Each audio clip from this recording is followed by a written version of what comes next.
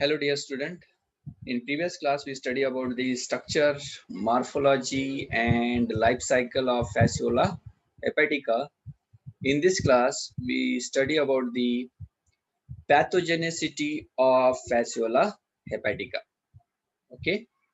हमने आपको last class में बताया था कि ये जो Fasciola hepatica है इसकी वजह से जो डिसीज होता है उसे हम फैसियोलासिस कहते हैं and this fasciola hepatica that mainly affect the liver. ये mainly किसे affect करता है? liver में affect करता है. It also cause the hepatitis and inflammation in the bile ducts. तो ये hepatitis भी cause करेगा and inflammation भी cause करेगा कहाँ पर? bile duct में. Hepatitis means simply क्या होगा? liver में क्या होता है? inflammation होता है. Actually hepatitis virus की वजह से भी होता है. Okay. सो हेपेटाइटिस मीन्स क्या होगा? सिंपली इन्फ्लेमेशन होगा. इन्फ्लेमेशन मीन्स वहां पर रेडनिंग होगा, देन स्वेलिंग होगा. एडेमा मीन्स स्वेलिंग होगा. देन वहां पर जो टेम्परेचर है या जो हीट है, हीट का प्रोडक्शन होगा, टेम्परेचर इंक्रीज होगा जहां पर at the site of infection, that is called as the inflammation. Okay, तो लीवर में इन्फ्लेमेशन होना मीन्स क्या होगा? हेपेटाइटिस होगा. बिकॉज ये बाइल डक्ट्स में प्रेजेंट होता है. बाइल डक्ट्स मीन्स क्या होगा? जो लीवर से कुछ थीन ट्यूबुल्स निकलते हैं और वो जाते हैं कहाँ तक? स्मॉल इंटेस्टाइन तक. जो बाइल, ये जो फ्लूइड है, ओके, उस लीवर से और गाल ब्लैडर से वो सप्लाई करते हैं कहाँ तक?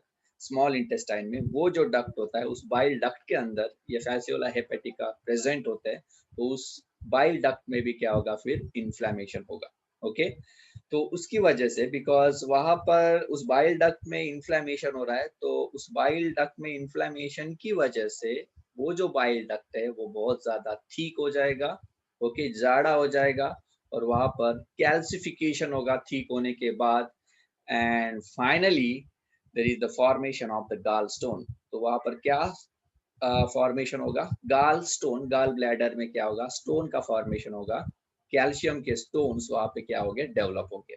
ओके, जब बहुत ज्यादा हेवी इंफेक्शन होता है शीप को, ओके, सो दैट टाइम उस शीप के लीवर में एक डिसीज होता है जिसे हम लीवर रॉट कहते हैं.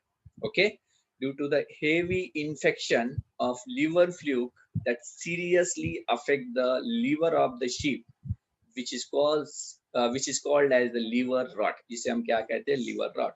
एक्चुअली इस लिवर रॉट में क्या होता है? जो लीवर का जो फंक्शन है, वो लीवर का फंक्शन क्या होता है? डिस्टर्ब होता है, अपसेट होता है. And sheep acquire the large quantity of water in the body.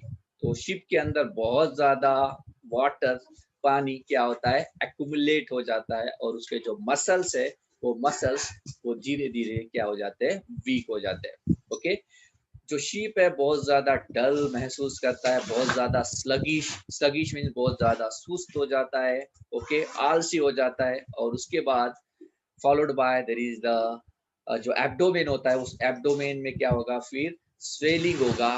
Okay, and वहां पर बहुत ज्यादा पेन होगा. जो शिप के जो आई सॉकेट्स होते हैं, उस आई सॉकेट का कलर पेल हो जाता है और उसका जो लीवर है बहुत ज्यादा एनलार्ज, बड़ा हो जाता है. एंड फाइनली शिप क्या हो जाता है? डाई हो जाता है. ओके, उसका डेथ हो जाता है. किसका? शिप का. सो इस फैसियोला हेपेटिका के इन्फेक्शन की वजह से बहुत ज्यादा मॉर्टेलिटी होता है. किसमें? शिप में. शिप का जो पॉपुलेशन है, वहां का जो डेथ है, वो डेथ रेट क्या हो जाता है? इंक्रीज होता है. इसकी वजह से, इस फैसियोला हेपेटिका के इन्फेक्शन की वजह से. Okay, so this is the, we know that the sheep is the primary host. तो प्राइमरी होस्ट को तो वो वहां पर तो मॉर्टेलिटी कॉज कर रहा है ये Fasciola hepatica. Instead of this primary host, it also infect the secondary host. Secondary host में भी वो इन्फेक्ट करता है. सेकेंडरी होस्ट कौन होता है? स्नेल, फ्रेश वाटर स्नेल होता है. तो जब ये सेकेंडरी होस्ट में क्या करेगा? इन्फेक्ट करेगा. दैट टाइम उस सेकेंडरी होस्ट में, मीन स्नेल में, जो डाइजेस्टिव ग्लैंड्स होते हैं, उस डाइजेस्टिव ग्लैंड का वो कंप्लीटली क्या करता है? डिस्ट्रक्शन करता है. And due to that that snail undergo finally death, और finally उस snail का क्या होता है, death होता है. Okay, so this is the क्या कहेंगे हम, pathogenicity of fasciola hepatica.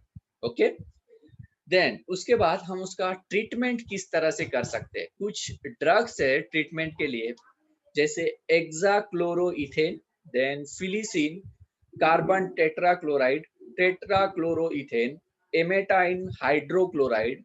ये जो ड्रग्स है, these are the anti helminthic drugs. ये एंटी हेलमिंथिक ड्रग्स बोलकर हम यूज करते हैं for the treatment of this disease. Okay, then इस डिसीज को हम किस तरह से कंट्रोल कर सकते हैं, what are the preventive measure, जिसे हम प्रोफाइलैक्सिस कहते हैं. तो किस तरह से इस डिसीज को स्प्रेड होने से हम रोक सकते हैं, उसको प्रिवेंट कर सकते हैं. ओके, सो सबसे पहले जो सेकेंडरी होस्ट होता है, कौन होता है, स्नेल. अगर इस सेकेंडरी होस्ट को अगर हम किल करते हैं, मीन्स जहां पर बहुत ज्यादा पॉपुलेशन है, बिकॉज इसका जो असेक्सुअल फेज होता है किसका, फैसियोला हेपेटिका का, वो असेक्सुअल फेज कहाँ पे होता है, उस स्नेल में होता है.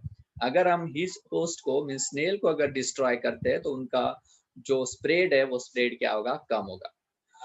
जिस जगह पर बहुत ज्यादा स्नेल प्रेजेंट होते हैं, वहां पर अगर हम डक को इंट्रोड्यूस करते हैं, तो ये जो स्नेल का पॉपुलेशन है वो रैपिडली क्या होगा, रिड्यूस होगा. ओके, जहां पर बहुत ज्यादा पॉपुलेशन है स्नेल का, मीन्स स्नेल कहाँ पे होते हैं, जहाँ पे पानी प्रेजेंट होता है, वाटर प्रेजेंट होता है. ओके, वेट कंडीशन प्रेजेंट होता है, वहां पर स्नेल प्रेजेंट होते हैं.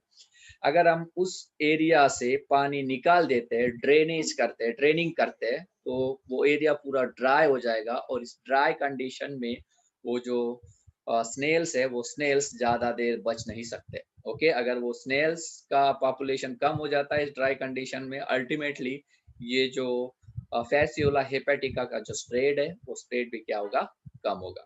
Okay, this is the first control. क्या करना है, so killing of the secondary host snail. किस तरह से करेंगे, एक तो हम डक्स को इंट्रोड्यूस करेंगे उसके पास्चर की जगह पर. ओके, या ड्रेनिंग करेंगे जो उसका एरिया है वहां से पानी का. सो उस तरह से क्या कर सकते हैं, हम उसको कंट्रोल कर सकते हैं. दूसरी तरह से मीन्स जो दूसरा जो हमारा प्राइमरी होस्ट है शिप, वहां पे जो हेवीली इन्फेक्टेड शिप है, उस हेवीली इन्फेक्टेड शिप को हमें क्या करना चाहिए, किल करना चाहिए. ओके, ताकि वो डिसीज को हम कंट्रोल में कर सके, मीन्स ज्यादा स्प्रेड ना हो. Then destroying the eggs and manure of infected sheep. हमें पता है कि ये जो एग्स होते हैं वो शिप के एक्सक्रीटा के थ्रू या फिकल मैटर के थ्रू बाहर आते हैं. अगर हम उस एक्सक्रीटा को मीन्स मैन्यूरे को या जो एग्स है, उस एग्स को हम डिस्ट्रॉय करते हैं, तो स्प्रेडिंग क्या होगा, कम होगा, कंट्रोल होगा इस डिसीज का. ओके, देन लास्टली अगर हम एक्साक्लोरोइथेन, इससे अगर हम ट्रीटमेंट करते हैं, तो मोस्ट ऑफ द जो फ्लूक्स होते हैं मीन्स फैसियोला हेपेटिका होते हैं, वो क्या हो जाएंगे, डिस्ट्रॉय हो जाएंगे, और उसकी वजह से we can prevent the spreading of this infection. Okay, so this is the control और preventive measure for the Fasciola hepatica. Okay, इस क्लास में हमने क्या देखा, पहले पैथोजेनिसिटी. ओके, देन उसके बाद किस तरह से हम ट्रीटमेंट करते हैं. Okay, then how to control and preventive measure of this fasciola hepatica. Okay, I hope that you understand this video. If you having any queries, please feel free to contact with me. Thank you. Thank you very much.